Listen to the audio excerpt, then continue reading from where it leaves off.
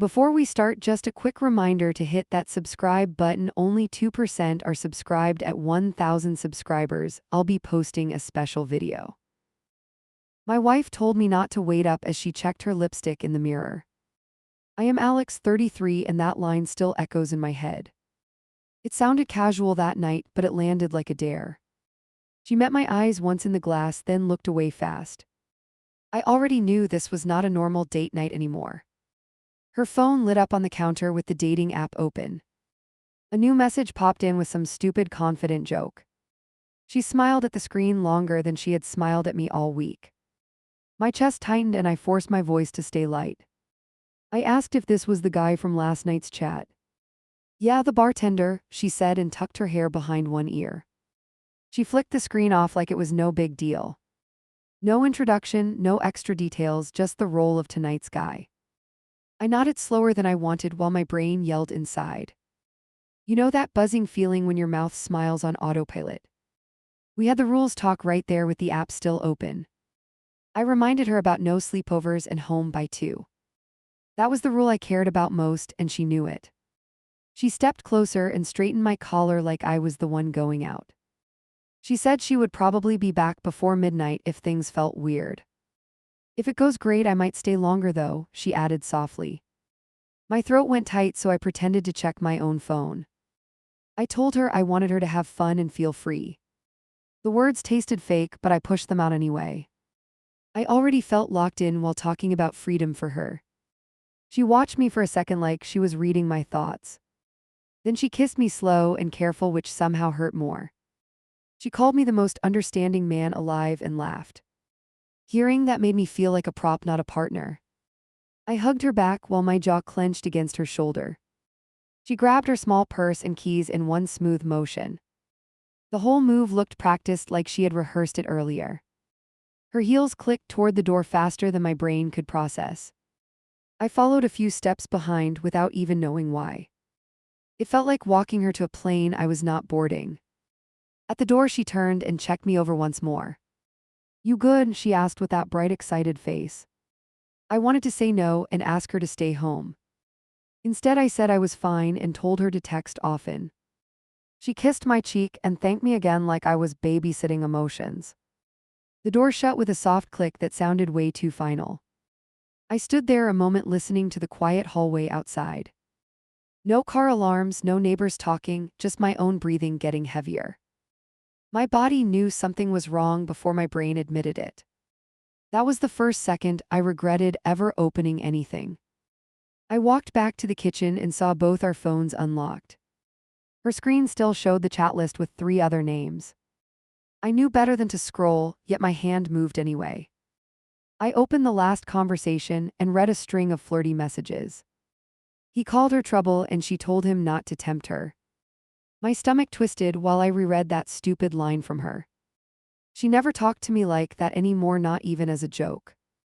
I locked her phone and set it down like it burned.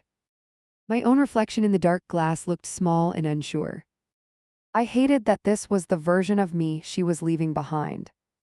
I checked our shared chat history next because I am a masochist. Our last messages were about groceries and laundry and some bill.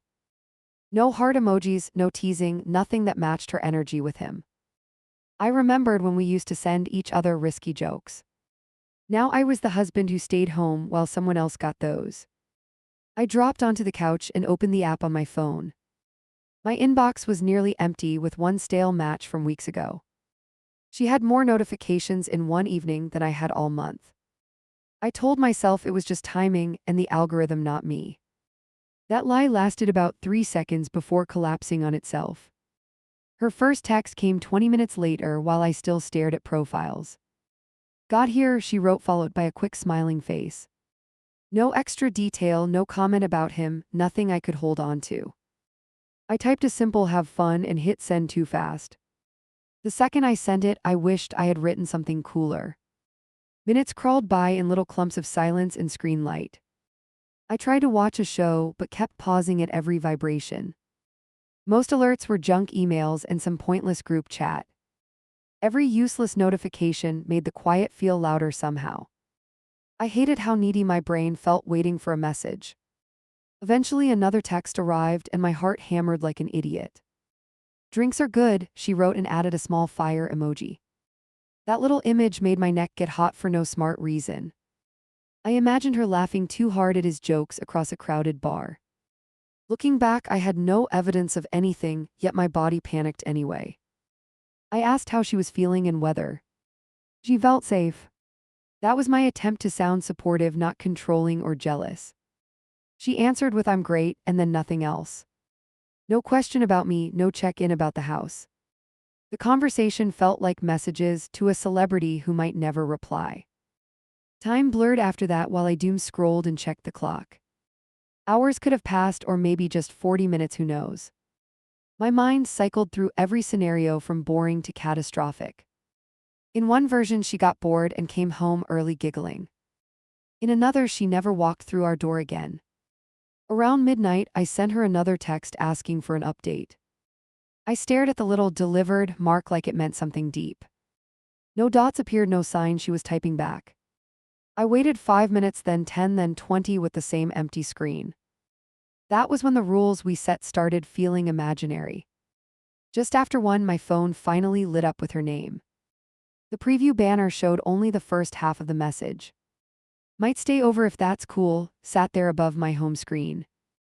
I did not open it right away, which probably sounds pathetic. I just watched those words fade while my heartbeat pounded in my throat. When I opened the full text, it did not get better. She said they were both a little drunk and the drive felt risky. She added that the couch at his place was comfortable enough. She ended with "love you," like a small bandage on a deep cut. I knew I could say no, yet my fingers refused to move.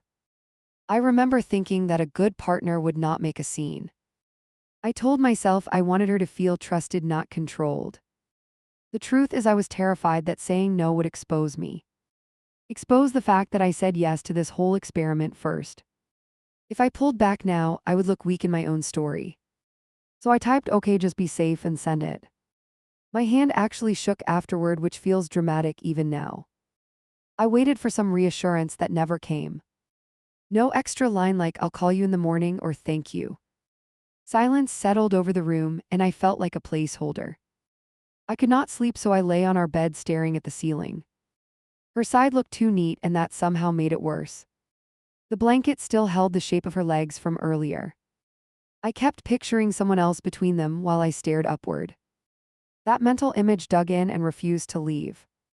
Every small sound from outside made me jump with hope. A car door, a distant engine, footsteps in the hallway. I kept expecting her key in the lock even after she texted. It was like my body refused to accept the new reality. My brain knew she was in someone else's space and stayed stuck anyway.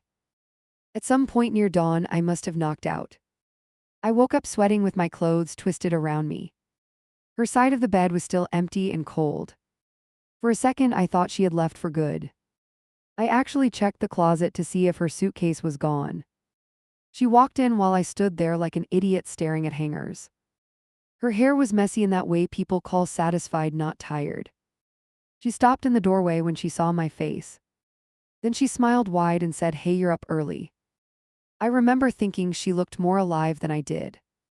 She dropped her heels near the bed and sat down hard. Her whole body buzzed like she was still out at that bar. I asked if everything went well, which was a stupid question. She laughed and said it was amazing in a way we never expected. Every word dug under my skin, and still I nodded like a host. She thanked me for trusting her and for being so open-minded. She said not many men could handle what I was handling. It sounded like praise, but it landed like a diagnosis. I mumbled that I just wanted her happy while my stomach churned. That was the first morning I realized I might not keep up. She headed for the shower, humming under her breath. The sound mixed with the running water and set my teeth on edge. I sat on the edge of the bed and stared at my phone. No new messages, just our last thread with that "okay, be safe." I wanted to unsend it, erase it, pretend I never agreed. Looking back, that night was the real starting line, not the conversation before. People say relationships end in one big fight, but this felt slower. It started with a casual "don't wait up" and a glowing screen. By sunrise, I was already a different man, even if I looked the same. I just did not know yet that the next stop was a gym instead of therapy. The next week she circled Friday on the calendar and grinned. Happy hour with someone from the app, she tossed over her shoulder. Not the bartender this time, apparently an engineer with a dog. She rattled that off like a fun fact from a game. My brain caught on the part where Friday used to be ours. Her phone kept lighting up while we unpacked groceries.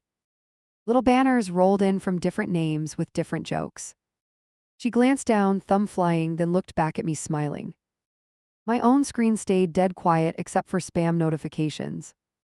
It felt like we were playing the same game with different controllers. That night we wrote the boundaries in my notes app. She paced while I typed, restless energy bouncing around the room. 1 date per person at first, I read out loud slowly. No overnights, home by 2, everyone honest about being married. Each line looked solid until you pictured a real person touching her. She leaned over my shoulder and tapped the screen. Maybe not so strict about repeats, she murmured, eyes narrowing. If the chemistry is incredible, it would suck to cut it off. I laughed way too loudly and brushed it off as theory. Inside something flinched because I already knew who she meant. On Friday she dressed faster than usual, no music, no small talk. She checked herself in the mirror with quick, sharp movements. I watched from the doorway pretending to scroll through nothing. You remember the guidelines, right? I asked, trying for neutral tone. She rolled her eyes but kissed me anyway, all lip and zero hesitation. I remember, stop worrying so much, she whispered against my mouth. Then she grabbed her bag and walked out like she owned the hallway. The door clicked behind her and the apartment shrank 5 sizes. I stared at the calendar where the circle glared back at me. 1 evening on paper, a whole new life in practice. Messages trickled in at first, quick updates with emojis and exclamation marks. Drinks were good, he was funny, music loud, all that glitter. I answered with short, supportive lines that sounded like scripted husband talk. Then the check-ins slowed, then stopped completely for an hour. You know that crawl in your chest when the silence stretches too far? I checked the time again and again until the numbers blurred. Plenty of people stay out late, I told myself like a mantra. Our agreement has a curfew, I argued back in the same head. That internal back and forth drained me more than any conversation. By the time she came in, I felt like I had run laps. She stumbled and laughing, hair tangled, shoes in her hand. Relax, we lost track of time, she said, tossing her keys down. She brushed past me toward the kitchen like nothing deserved discussion. I glanced at the clock and saw we had blown past our limit. My mouth opened, then closed, then stayed shut while she poured water. Later in bed I tried again, voice low in the dark. We said no coming in after 2, I reminded her quietly. She exhaled hard and turned toward me, eyes already half closed. Are we really counting minutes now? She asked, suddenly tired. That question landed like an accusation, and I backed off fast. That became the pattern, her calendar filling up with little circles. Thursdays, then Tuesdays, then the occasional Sunday afternoon. She would announce plans while grabbing her jacket or pulling on boots. My role was to nod and pretend scheduling sex with strangers was normal. Every time I considered pushing back, I pictured her calling me controlling. More guys appeared in the app feed, all with cute descriptions. She scrolled through them at dinner, laughing at some lines. Sometimes she turned the phone toward me, asking which one seemed decent.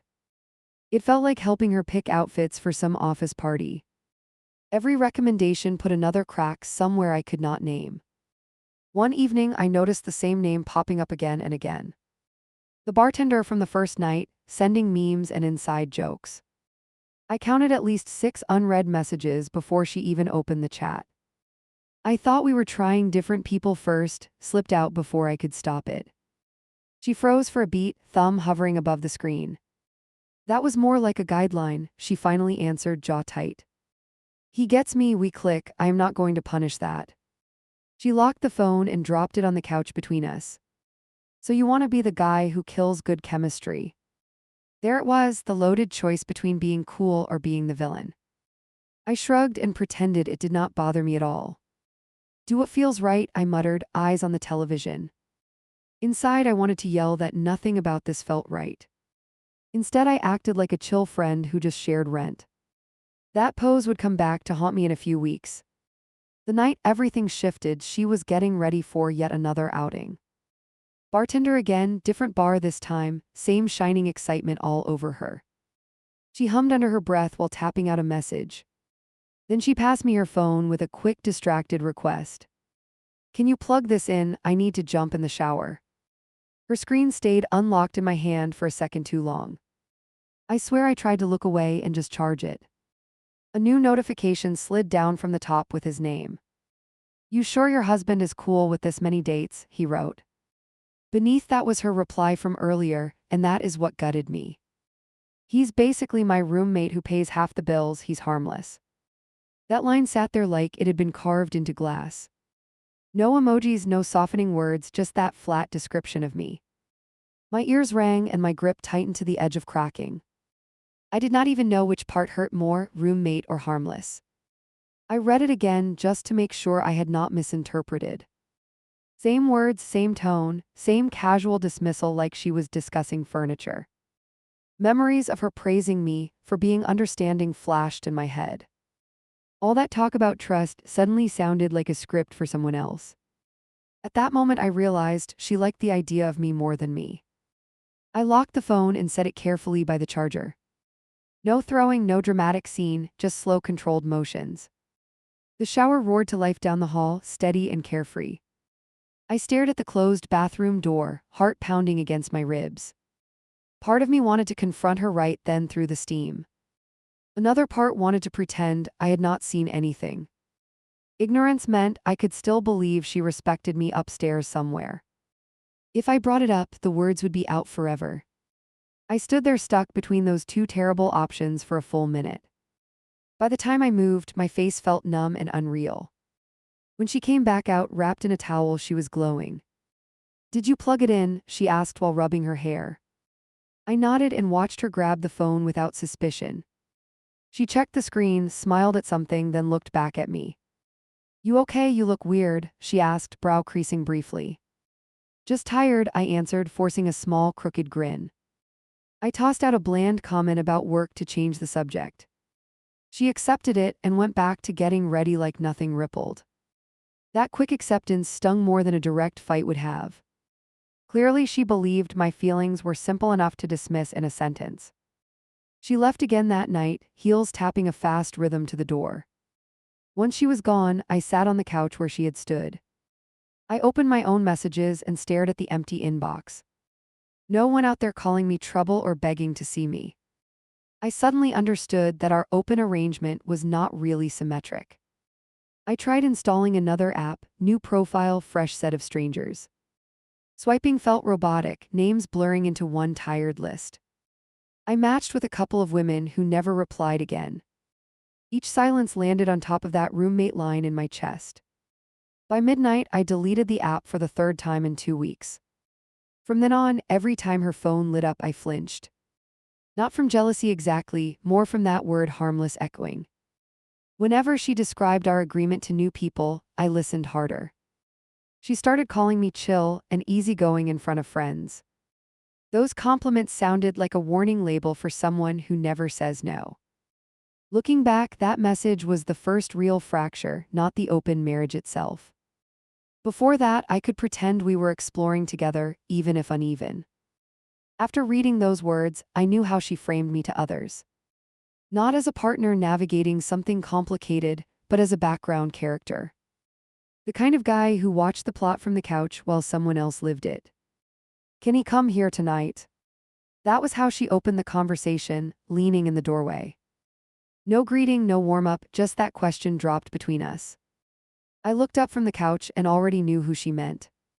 My stomach tightened before I even managed a single word. She crossed her arms when I did not answer fast enough. "Getting across town every time is exhausting," she went on, voice quick. "Parking sucks, gas is insane, it would be so much easier here." That last part hung in the air longer than everything else. Easier for who was the only thing running through my head. I reminded her about the line we drew about our place. Our apartment was supposed to stay ours, neutral ground, safe zone. Meeting out there is one thing, I said, hands pressed together. Bringing it in here feels different. I sleep 10 feet away. Even hearing myself, I knew how weak that sounded. She stepped closer until my knees touched her legs where I sat. He is important to me, she said, voice dropping lower now. I am not sneaking around. I want this above board with you. The way she said with you sounded like a challenge and a compliment. I hated that part of me still wanted to earn that tone. She touched my shoulder and gave it a little squeeze. You said you did not want to be the jealous guy, she reminded me. You said you wanted to try this as a team. Every line she quoted was something I had actually said. It is amazing how fast your own words can be used as handcuffs. I stared at the coffee table between us, anywhere but her face. What would it look like? I asked, stalling for time. She exhaled like she was finally making progress with a stubborn client. He comes over, we hang out, you can be here or out. Then we go to the bedroom and you put on headphones or something. Hearing the word bedroom from her mouth in that context hit hard. I pictured our sheets, our pillows, everything we had built there. Now that space was suddenly part of the shared experiment too. I rubbed my forehead and tried to breathe through the pressure. She waited, watching me like this was a test she expected me to pass. You really want to do this here? I asked one more time. She nodded without hesitation, eyes steady, no trace of doubt. Look, I am tired of pretending you are not okay with this, she added. That message you read, I know it freaked you out. I messed up talking that way. She let that hang there, the first real acknowledgement of the roommate line. My chest tightened hearing her bring that up so casually now. I was angry that night, she continued, chewing her lip for once. I simplified, I used a bad description, I am sorry about that.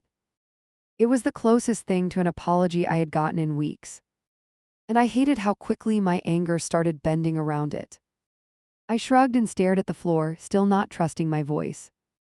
Having him here will not change what you saw, she said quietly. But it could change how we handle it together with honesty. There was that word again, the one I kept clinging to. Honesty, as if that alone made everything fair. I finally nodded, a short stiff motion that did not feel like me. Fine, I muttered, throat tight, one time we try it once. Her entire body relaxed like she had been holding a plank. She leaned down, kissed my forehead, fingers brushing my hair back. You are incredible, she murmured, and the worst part is I believed her. All that afternoon, I moved through the apartment like a guest. I straightened things, wiped surfaces, checked the bathroom, checked again. Every adjustment felt like I was staging our life for strangers. At one point, I stood in the hallway, just staring at the bedroom door. It looked exactly the same, which somehow made everything feel worse. She floated through the place with nervous excitement, rearranging little details. She changed the playlist 3 times, fixed her hair 5 times. I caught my reflection in the dark television and almost did not recognize myself. Soft shoulders, slouch posture, jaw clenched without me noticing. In that moment, I understood who would feel smaller once he arrived. She glanced at the clock and then at me. You can stay out here and game or watch something, she said. Her tone tried to be casual, failed, then tried again. If you want to go out, that is okay too, seriously. Translation, please vanish so this does not get awkward for anyone but you. I will stay, I answered, surprising both of us a little. If my space was going to be used, I wanted to witness it. Not the act itself, but the reality of my choices. Running away felt worse than staying and dealing with the hit. That was how twisted my logic had gotten by then. Doorbell, one short sound, way earlier than I expected. My stomach flipped like I had done something wrong. She practically sprinted to the door, smoothing her shirt as she moved. I stayed planted on the couch, forcing my shoulders to stay straight. Part of me wanted to see his face, the other part wanted to disappear. She opened the door, warm greetings spilling out of her instantly. His voice answered, deeper than mine, full of easy confidence. She guided him inside, their steps crossing the threshold together. They came into the living room, and she introduced us with a smile. I got a firm handshake and a nice to finally meet you. He looked comfortable, casual, like this situation was not insane at all. He glanced around once, taking in the space, then focused on her. They traded some joke about the traffic, laughing like old friends. I added a weak comment about rush hour and wanted to bite my tongue. Every sentence from me sounded smaller than the one before it. They opened a drink, clinked bottles, and settled near each other easily. Conversation flowed around sports, work stories, random stuff I barely registered. I heard her laugh in a way I had not heard in months. Full, bright, zero restraint, like she did not have to hold anything back. It cut through my chest more sharply than any argument would have. At one point he asked how this arrangement worked for us. He gestured between the two of us, eyebrows raised, half curious, half impressed. I felt her glance at me before she answered. "We communicate a lot," she said, touching my knee. "We trust each other." My skin buzzed where her hand rested, like my body knew better. I excused myself to the kitchen, pretending I needed water. My hand shook slightly when I grabbed a glass. From there I could still hear every word, every laugh. They were already finishing each other's sentences like a practiced P. Air. This was no casual fling, and I realized I was late understanding that. When I came back, they had shifted closer on the couch. Her legs angled toward him, his arms stretched along the back behind her. There was a loaded pause in their conversation that said everything. She caught my eyes for a second, checking if I was melting down. I froze instead, which she accepted as permission. "Do you mind if we go to the bedroom?" She asked it gently, like she was requesting the remote. I looked from her to him, then back again. My tongue felt thick, but the words still came out. "Go ahead," I answered, and something inside me cracked. She stood first and reached for his hand. They walked down the short hallway I knew by heart. I watched their shoulders disappear through that doorway, then the frame went empty. The sound of the bedroom door clicking shut landed hard in my chest. For a moment the whole apartment went weirdly silent. Then I moved. I grabbed my headphones and my phone from the table. I sat back on the couch, shoved the headphones on, volume cranked. The music blasted in my ears, heavy and relentless, no room for thought. I was trying to drown out everything, and still it was not enough. Because you can still feel it, even when you cannot clearly hear it. The faint rhythm through the wall, the occasional muffled sound.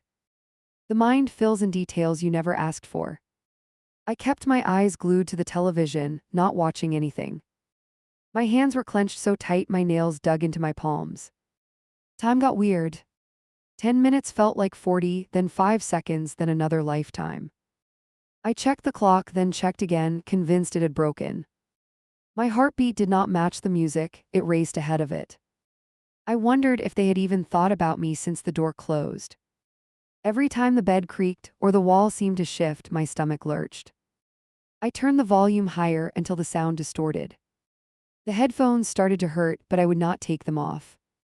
I knew that if I did, I might hear my name. I was not sure if that would be better or worse. At one point I ripped the headphones off anyway, just to breathe. The silence between tracks felt almost louder than the music. From down the hall I caught a quick rush of noise. A low voice, a gasp, then nothing, door still closed. I put the headphones back on and finally laughed, one short ugly sound. The whole thing felt surreal, like I had wandered into someone else's life. Except every object around me proved this was mine. The couch under me, the door in front of me, our photos on the shelf. All the normal pieces of our marriage, rearranged around this new scene. I realized normal was not coming back in the same form again. Eventually the sounds quieted down, or maybe my brain shut off. I sat there numb, music still pounding, eyes burning. When the headphone battery warning beeped, I actually jumped. A few minutes later, the bedroom door opened down the hall. I killed the music but kept the headphones on like a shield. They came back into the living room, voices low, bodies loose. He looked refreshed, she looked like she had just won something. "Hey," she said lightly, "we are going to order food, you hungry?" Her tone made it seem like they had just finished a movie. My chest ached at how easily she folded that into regular life. "I am fine," I answered, voice hoarse. "I might head out soon." I got up and stretched like I had just been relaxing. He thanked me for having him over, friendly and unbothered. "We should all hang out sometime, grab drinks," he suggested. I forced a small smile and told him that would be interesting. He left about 15 minutes later, after another round of small talk. The door shut behind him, this time leaving only our footsteps. She locked it and turned around with a satisfied little smirk. "What?" she asked, stepping closer. "You survived, right?" I let out a breath I did not know I had been holding. I walked past her to the bathroom without answering.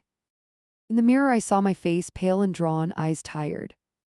My shoulders slumped forward, stomach soft under my shirt. I pictured him next to me, taller, built, easy presence. Suddenly I understood exactly how far behind I felt. She appeared in the doorway, leaning against the frame. "You are quiet," she observed, watching me inspect myself. "Talk to me, what is going on in there?" Her voice had a softer edge now, but I did not trust it. Not after what I had heard and imagined all evening. "I watched you take someone into our room," I answered slowly. "The room where we sleep and fight and make up." I met her eyes in the mirror instead of turning around. I am trying to wrap my head around that and not completely lose it. That was the most honest line I had managed in days. She came up behind me and slid her arms around my waist. "You handled it," she whispered against my upper back. "You stayed, you did not expel." "Oh, that means a lot to me." To her, my silence was proof of strength, not numbness. To me, it felt like I had left my body for a few hours. "I feel small," I admitted, the word strange leaving my mouth. "Like I am shrinking while everything else gets bigger around me." She frowned at that, finally turning me toward her. "You are not small," she insisted, hands on my sides. "Maybe you should do something for yourself though, something that is yours." That line stuck harder than anything else that night. Something for yourself, something that is yours. I went to bed a little later, lying on sheets that no longer felt familiar. She fell asleep quickly, breathing steady, one arm flung across my chest. I stared into the dark and replayed every moment on a loop. The next morning I woke up before she did and slipped out. I stood in the hallway again, looking toward the bedroom door. Same frame, same hinges, same everything, but my view had changed. My body felt heavy and restless at the same time. I knew I could not keep living like a spectator in my own place. On the way to grab coffee, I walked past a small gym. The front windows showed people lifting, moving, pushing themselves hard. I slowed down without meaning to, watching a guy rack a bar. His effort showed on his face, but there was focus there too. He looked like someone who did not get pushed out of rooms. I stood there longer than anyone should stare through glass. My reflection overlapped his for a second, soft outline over solid frame. Something twisted in my chest, not just envy, more like a dare. If I stayed the way I was, I knew exactly how this story ended. If I changed, at least I would lose on my own terms. I walked inside before I could talk myself out of it. The air hit me with that mix of effort and metal and sweat. Normally I would have turned around, made some excuse, gone home. This time I walked up to the front desk, voice rough but steady. "I want a membership," I told the guy there today. He started his usual spiel about plans and options and goals. I cut him off and pointed at the wait area. "I do not care about the details right now," I added. "I just need to start picking things up and putting them down." That was the exact moment I stopped being only the husband on the couch. The bar sank toward my chest faster than I expected. My arms shook, wrists flared, everything screamed at once.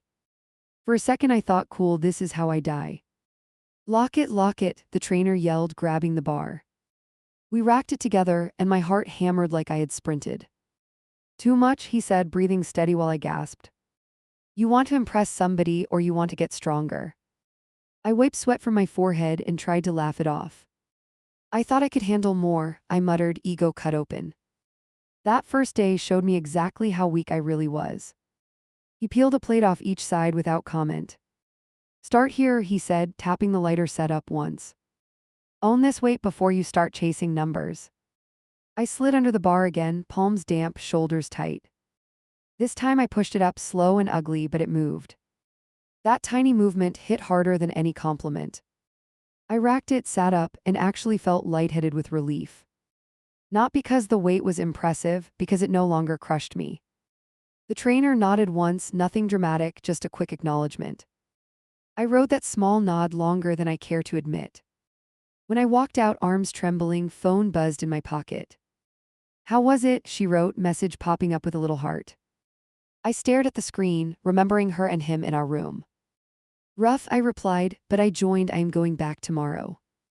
She answered with 3 flex emojis and a look at you. That last line hit different. She never said that after her nights out. Those recaps were all about how amazing the other guy felt. With me, it was finally something about what I was doing. It was small, but my chest actually loosened a little. The next morning, my whole body complained when I swung my legs over. My arms ached, chest tight, core sore, even breathing hurt. I shuffled to the bathroom, bracing on the counter to bend. From the bed, she watched me move like an old man. "You okay there, Grandpa?" she joked, smirking into the pillow. I grunted, half amused, half annoyed, and flexed my arm once. A soft bump showed through the skin, nothing wild but new. "Progress," I told her, trying to sound confident. She reached out, squeezed my bicep, eyes curious. "Keep this up," she murmured, "and I might need to schedule time." That comment landed in a weird spot. It sounded playful, but there was something else underneath. Like she had just realized I could change too. I remembered her message to the bartender, that roommate comment. I decided I wanted to become the guy who did not fit that sentence. I kept going back 3 days a week, then 4. I watched yes at night, checking form, trying not to wreck my joints. I logged my numbers, tracking small bumps like they were lottery wins. Every new personal best felt like proof I was not stuck forever. It turned into the only part of my schedule fully under my control. At home, the soreness became its own running joke. I walked down the hallway with stiff legs, grabbing door frames for balance. She laughed, filming me once, sending the clip to a friend. "Look at this guy," she wrote in the caption, "midlife crisis or glow up." I pretended not to care, but that last word, glow up, stayed with me. After a few months, the mirror started returning a different outline. My shoulders were less rounded, chest a little fuller, jawline sharper. Nothing dramatic, just enough to look like I took up more space. I would catch my reflection by accident and double take. For the first time in years, I did not immediately look away. The trainer noticed before anyone else. "You have been consistent," he commented during a set of rows. "Most guys quit after 2 weeks, you are still here grinding." I shrugged, trying not to beam, and pulled the handle again. It hit me that I had not quit, even when everything else felt hopeless. At home, she started hovering in the doorway when I got dressed. Her gaze lingered a little longer on my back, my arms, my chest. One night she walked over and slipped her hands under my shirt. "Damn," she breathed, touching along my side, "when did this happen?" I felt ridiculous amounts of pride from just those 4 words. I caught myself wanting her approval less, though. That surprised me more than the physical shifts. There were evenings when she went out, and I stayed in deliberately. Not to mope, but to prep meals, pack gym clothes, plan my next session. The focus turned inward, and that scared her more than she admitted. You know that feeling when you quietly change the rules on yourself? No big announcement, no speech, just a line in your head. Mine was simple: I would not beg for affection anymore. If she wanted my time, she could walk toward me for once. The gym gave me that stubborn little sentence, and I held on to it. One Sunday afternoon, I took a new progress photo for myself. Nothing fancy, just shorts, phone propped on a shelf, quick timer. When I looked at the shot, I barely recognized the posture. I was standing taller, shoulders pulled back, stomach flatter, arms defined. I sent it to her as a joke, expecting some teasing. Her reply came back faster than usual. "Okay, who are you, and what did you do with my husband?" I stared at that line longer than I should have. My first thought was, exactly, that is the point. My second thought was, you only notice now that others might look too. That night, while she scrolled through her chats, I reopened my own app. I updated my pictures, swapped out the old baggy ones for newer shots. I rewrote the bio, cutting out the apologetic tone, adding actual interests. It felt like rewriting an ad for myself, but at least it sounded honest. Then I hit save and tried not to obsess over what would happen. Matches rolled in slower than hers had, but they actually appeared. Not bots, not obvious scams, actual people with proper sentences. One profile caught my attention, woman around my age, short snarky bio. We traded a few messages about music, then about terrible first dates. It flowed easier than I expected, like my social gears had just been rusty. After a day of texting, she asked the question I had dreaded. So you are married and open, how is that really going? I sat there, thumb hovering over the keyboard, heart thumping. I could either sell a shiny version or tell the ugly truth. For once, I chose the second option, at least most of it. It is complicated, I wrote, fingers shaking a little. My wife dove in fast, I lagged behind, now I am trying to catch up. I stopped there, leaving out the roommate line, the bedroom scene. She replied with a single yikes followed by a thinking emoji. Then, you seem direct though, I like that, wanna grab a drink? I stared at that last message, reading it 3 times. Not because of the drink part, because of the you seem direct. No one had used that word about me in a long time. At home, I was the accommodating one, the guy who swallowed everything. Here, to a stranger, I came across as blunt and clear. I picked a bar across town, neutral ground, not one she used. Before I left, I stood in front of the closet, picking a shirt. I reached for my usual loose option, then stopped. Instead, I chose the one that hugged my shoulders more. It felt like stepping into a different version of myself on purpose. She watched from the bed while I buttoned the shirt. Wow, she commented, eyes dragging up and down once. You look different in a good way. I smiled slightly, adjusting the cuffs, trying not to glow. Got a date? I answered, voice calm, wish me luck. Hey. Our mouth parted for a second before she recovered. With that lawyer from the app, she guessed, standing up. I shook my head, grabbing my wallet, keys, phone. New match, I said, we have been talking for a few days. That detail, the few days part, seemed to bother her the most. How serious is this supposed to be? She asked, arms folding. I shrugged, checking my reflection one last time. It is a drink, I replied, we will see how it feels. She nodded slowly, tongue pressing against her cheek. Okay, she said, text me when you get there. The bar was busy, loud enough that no one cared about us. She walked in wearing jeans and sneakers, casual, confident. She waved, sat down, and immediately made some joke about the crowd. Within 10 minutes, my nerves settled, replaced by actual curiosity. She laughed at my stories, asked follow-ups, matched my energy. At one point, she leaned back and looked me over. You were nervous, she said, half teasing, half observant. Now you are relaxed and kind of intimidating. What changed? I laughed, glancing down at my forearms resting on the table. Couple months of weights and realizing I do not have to beg. She held my gaze for a beat longer than normal.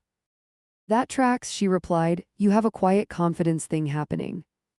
That word again, confidence, from somebody who did not owe me anything. It sank in deeper than all the compliments my wife had thrown around.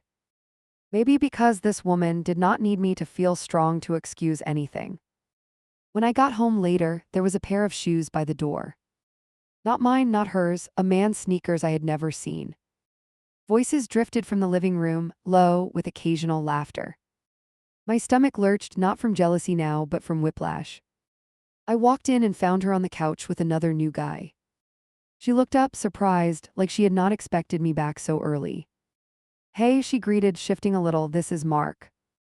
He smiled, open face, one arm resting behind the cushions. Nice to meet you, he offered, standing halfway, hand extended. I shook it, noticing his grip, solid but not crushing.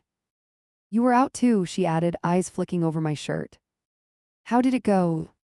I caught the quick glance she shared with Mark, testing the air.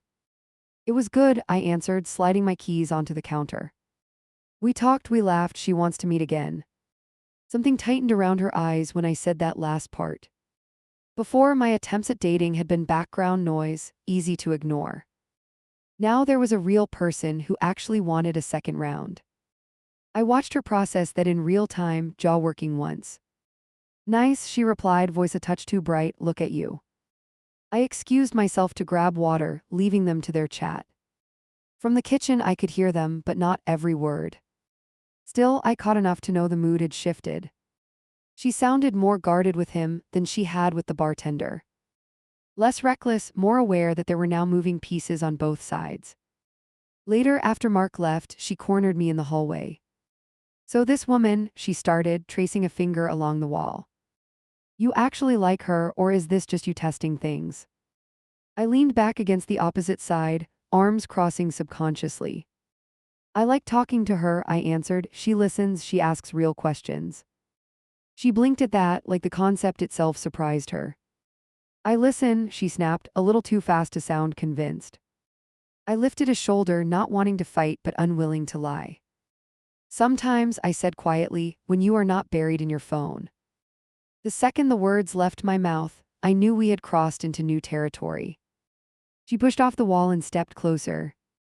Are you doing this to get back at me? She demanded. Her voice had an edge I had not heard in months. I held her stare, jaw tight, heartbeat loud in my ears. I am doing this because I am tired of watching from the couch, I replied. That line landed between us like dropped cutlery. She opened her mouth, closed it, then looked me up and down slowly. You really changed, she muttered, not sure if it was praise or insult. I did not answer because anything I said would sound rehearsed. Instead, I walked past her to the bedroom and left her standing there. The gym became my anchor even more after that. On days we argued, I pulled heavier, ran longer, pushed harder. On days she went out, I scheduled extra sessions, filling the silence with effort. My body responded faster now, muscles storing the work like memory. I realized I trusted that pain more than any promise she gave. One afternoon, while I deadlifted, the trainer watched quietly. You are somewhere else today, he observed between sets. Whatever it is, leave it on the floor, not in your head. I inhaled, wrapped my hands around the bar and pulled. The weight came up smoother than ever, and something in me lifted too. Back home she had canceled. A date for the first time. Her phone lay face down on the table, untouched. When I walked in drenched and breathing hard, she looked up, studying me. Who are you meeting later? She asked, tone too casual. I grabbed a towel and wiped my face, buying seconds. Or are you staying in tonight? She added, almost hopeful. I watched that tiny flicker and felt a strange mix of satisfaction and sadness. There is no plan yet, I replied, dropping onto the chair nearby. Maybe I will see if she is free tomorrow. The way her shoulders tensed told me exactly how that landed. Tomorrow, she repeated, tapping her fingers against the table. That fast you just move on the schedule like that? I arched a brow, suddenly aware of the irony. You have had weeknights on rotation for months, I reminded her. I figured flexibility was part of the deal. She flinched just slightly, then looked away. That is different, she muttered, staring at nothing. I waited, letting the quiet stretch until she was forced to fill it. Her next words came out low, almost swallowed. I did not think you would actually catch up. There it was. Not said kindly, not said with pride, just raw surprise. She had gotten used to me trailing behind, grateful for scraps. Now I was not only moving, I was moving independently. She had wanted freedom without consequences, and those were finally showing up. That night in bed, she reached for me first. Her hand slid across my stomach, fingers pausing over the new lines. Come here, she whispered, pulling herself closer. There was a new urgency in the way she touched me. For once, I did not feel like a consolation prize. Afterward, she rested her cheek on my chest, tracing circles. Do you like her more than me? She asked suddenly, no warning. The question hit so bluntly I actually laughed, short and disbelieving. She lifted her head, eyes searching mine in the dim room. I am serious, she insisted, voice tight. I need to know. I do not even know her that well yet, I answered. I know she makes me feel wanted when we talk, that is all. Her jaw clenched at the word wanted like it stung. I looked at the ceiling, feeling the weight of that one syllable. That should have been her word to own, and we both knew it. She rolled away, lying on her back, staring into the dark. After a long pause, she spoke again, softer. I thought I could handle this better than you, she admitted. I thought you would always be the one waiting at home. Hearing her say that out loud was both honest and ugly. I turned onto my side, watching her profile. Well, I said quietly, you were wrong about something. She let out a breath that trembled halfway through. Yeah, she replied, I am starting to see that. In that moment, the power balance in our bed shifted for real. Days later, while I laced my shoes for another session, she hovered again. "Do you have to go today?" she asked, leaning in the doorway. "You went yesterday, you could skip once, we could order dinner." The old me would have caved instantly, grateful for the attention. This version did not cancel the one thing holding me together. "I am going," I answered, tying the last knot. "We can eat when I get back if you are still here." She frowned at that, trying to decide if it was a dig. It was not meant as one, but it reflected reality. There were now nights when I was the one not available. At the gym, during a set of presses, my phone buzzed. I checked it between sets, thumb resting on the screen. Her message read, "I will wait, hurry back, I want to talk." Those three pieces together were new: waiting, hurrying, wanting to talk. I stared at them, then set the phone down and finished the set anyway. That might sound cold. I promise I felt the pull to rush home. But I had spent months dropping everything for her calendar. Finishing that last set was my quiet rebellion, my line in the sand. If I kept folding, nothing truly changed, not even my muscles. When I walked in later, damp shirt clinging, she stood up immediately. "Finally," she said, then stopped herself, tone softening. "Sorry, that came out wrong, I just could not stop thinking." She looked nervous, pacing a short path between couch and table. For the first time in a long while, she seemed afraid of losing something. She paused, facing me, fingers twisting together. "I think this thing is getting away from us," she started. Her choice of word made me smile internally. Us. For months it had been her adventure and my coping. Now she suddenly framed it as a joint problem again. "We should maybe rethink some boundaries," she continued. "Not just mine, yours too, everything is changing too fast." The way she included my side sounded less generous and more strategic. She had enjoyed her head start, but the race was no longer one-sided.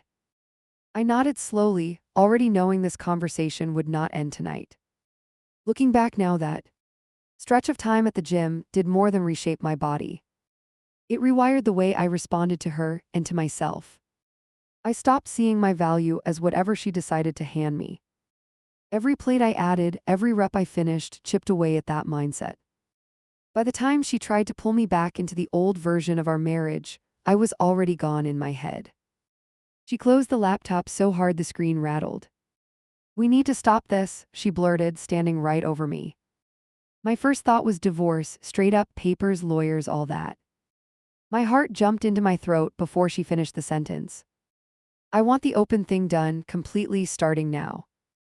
I sat there in my gym shorts, still sweaty from a late session. Shoes unlaced, shaker on the table, muscles buzzing from deadlifts. Her eyes flicked over me, taking in my shoulders, my arms.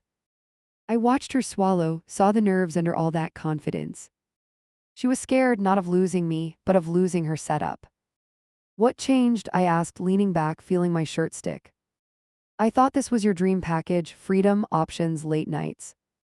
She paced once, then twice, bare feet slapping the floor. "You dating now changes it," she snapped, pointing toward my phone. "It is different when both people are actually out there." I almost laughed, not because it was funny, because it was honest. "So it was fine when you were busy 3 nights a week," I said. "And I stayed home lifting and watching you get ready." She flinched, then spun around, hair whipping, eyes tight. "I did not rub it in your face," she threw back, already defensive. "You brought men into our bedroom," I reminded her, voice low. "That is the very definition of in my face." Her jaw worked, but she did not deny it.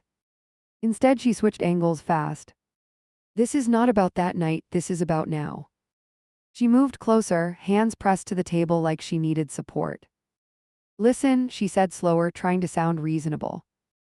"I miss us, just us, no other numbers in our phones." Her fingers tapped once, a nervous pattern she could not stop. "I hate thinking about you with someone else, I cannot do it." That part actually stunned me.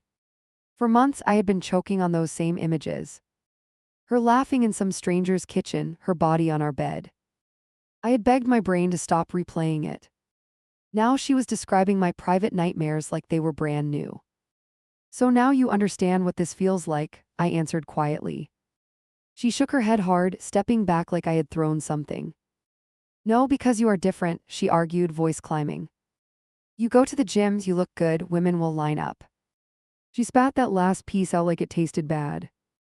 There it was, laid out on the table. She trusted me when I felt small and unsure. She did not trust me with a stronger back and an actual social life. I could not even label that without sounding arrogant, but it was true. Her fear grew in direct proportion to my self-respect. I rubbed my temples, trying to keep my thoughts from scattering. Be honest, I said, looking straight at her. If I was still soft and miserable and always home, would you say this? Her gaze broke first, sliding away toward the dark television. She stayed quiet just long enough to answer me without words. This is not about your body, she muttered eventually, arms wrapping tight. This is about emotional safety, about closing ranks, about protecting us. She layered those phrases one on top of another like armor. I want our life back, I want movie nights without checking who you text. I watched her wrap longing around control and call it love. You want the version of me who never says no, I replied. The guy who let your dates stretch past every line we set. She winced like I had poked an old bruise. You did say no, she shot back, you just never meant it. That one hurt because it was true in a twisted way. I had grumbled, sulked, hinted, but rarely planted hard boundaries. When I finally grew a spine, it was mostly under a barbell. That strength did not stay in the weight room, though. It followed me home, into every talk, every look, every silence. She had signed up for the old version and now wanted a refund. So what are you proposing? I asked, keeping my tone steady. No more apps for either of us, delete all the chats, start fresh. She nodded, fast relief flashing across her face. Yes, exactly, she rushed out, we end the experiments and fix us. The way she said fix made my skin crawl. Fixing us does not start with wiping my phone, I told her. It starts with you actually respecting me, seeing me as more than furniture. She scoffed, a short, ugly sound. I never treated you like furniture, she protested, eyes narrowing. Images of that chat with the bartender lit up in my memory. You called me harmless and basically a roommate, I reminded her. That is not how you describe a partner, you Adam. Her cheeks flushed, either from shame or anger, maybe both. I apologized for that, she insisted, taking a step nearer. I was angry, I was venting, I did not mean it. Maybe you did not mean every syllable, I answered. But you meant the feeling behind it, or it would not have come out. Silence settled for a second, heavy and stretched. She twisted the ring on her finger, turning it again and again. Watching that motion made my stomach knot all over. Do you want to stay married? She asked suddenly, voice dropping. It was the first clean question she had thrown all evening. My mind went blank for a beat, then filled with snapshots. Her walking out dressed for someone else, me on the couch with headphones. Me under the bar at the gym, shaking but still pushing. I want a marriage where both people are chosen, I replied. Not just convenient, not just tolerated, not just background support. She blinked fast, lashes clumping, chest rising unevenly. Are you choosing me? She pushed, eyes shining now. That was the moment everything inside me finally lined up. I took a breath that felt like a cliff edge. Right now, I said, I choose myself first. She stared at me like I had spoken another language. So that is a no, she whispered, lips barely moving. My throat felt raw, but I did not back down. I think we need space, I continued, each word landing hard. A real break, not just closing apps and pretending the past months never happened. Her face crumpled, then hardened, grief flipping to fury in a second. You are overreacting, she snapped, stepping closer, finger jabbing the air. You are throwing everything away because you finally got abs. There it was, the gym bomb. I am throwing things away, I repeated, incredulous, shaking my head. I stayed when you brought another man into our bed, remember? My voice cracked on that last part, my body remembering the couch. You are the one who smashed the foundation and called it enlightenment. She backed up like I had hit her, then grabbed the nearest chair. This is exactly what I worried about, she spit out, breathing hard. You start lifting and suddenly you think you are some prize. The contempt in her tone cut straight through the years together. Those guys at the gym messed with your head, they ruined you. That line almost made me laugh, I was so done. The gym did not ruin me, I answered, calmer than I felt. It showed me I can change, that I am not stuck as the guy in your jokes. I glanced at the doorway to our room, that doorway that held too much. I will not stay in a house where I respect myself less than my squat. She stared at me like she did not recognize the person talking. You really want to separate? She pressed, chest heaving. You want lawyers, paperwork, splitting everything, all of that. Her voice cracked on the word lawyers, a glimpse of real fear. For once, that fear did not immediately flip me into fixing mode. I want clarity, I replied, quiet but steady. If that takes a legal check-in, then yes, I want that. Tears finally broke, rolling over the anger that had been holding them back. You promised we would work through things, she sobbed, fists clenched. You swore you would not abandon me the way your dad did yours. That last jab hit a nerve I did not know was exposed. Low blow, personal, straight to my oldest insecurity. I felt my hands curl at my sides, heat rising in my chest. I am not leaving overnight and vanishing, I said through my teeth. I am sitting here, telling you the truth to your face. That is different. She sank into the chair, shoulders shaking, hair hanging forward. I only wanted us to be exciting again, she whispered, voice tiny. I thought if I kept things interesting you would not get bored. Hearing that broke something softer in me, under all the resentment. We were both terrified, just expressing it in completely opposite ways. I knelt in front of her, resting my hands on my knees. For what it is worth, I said, I do not think you are evil. You made selfish choices, I let you, we both built this mess. She sniffed, lifting her head, eyes red, mascara streaked. So this is it, she asked, we are done. I did not answer right away, because it mattered too much. I am going to stay with a friend for a while, I told her. I will call a counselor, maybe a lawyer, sort out next steps. Her mouth opened like she wanted to argue, then closed again. She just nodded once, quick and shaky, like her neck might snap. Packing a bag took 10 minutes and 10 years. Every shirt I folded came with a memory of some trip. Every pair of jeans made me picture some holiday photo. I kept the bag small on purpose, just enough to get by. Walking out with more would have felt too final in that moment.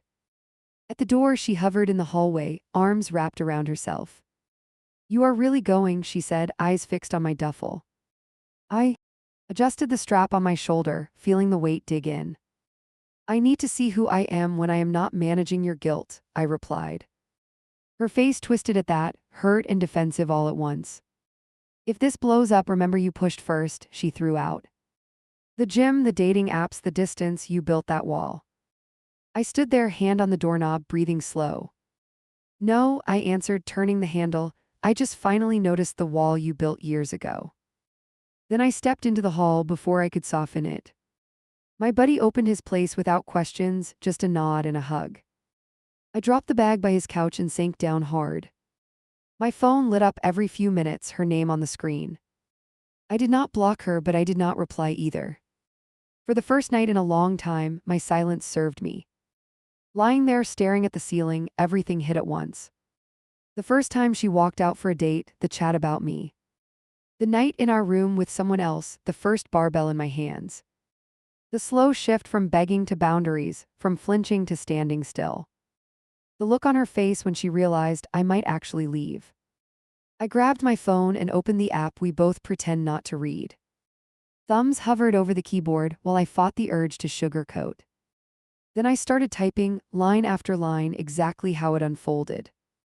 I wrote about the open relationship, the bedroom, the weight plates, the separation talk. Now I am here, asking a pile of strangers one simple thing.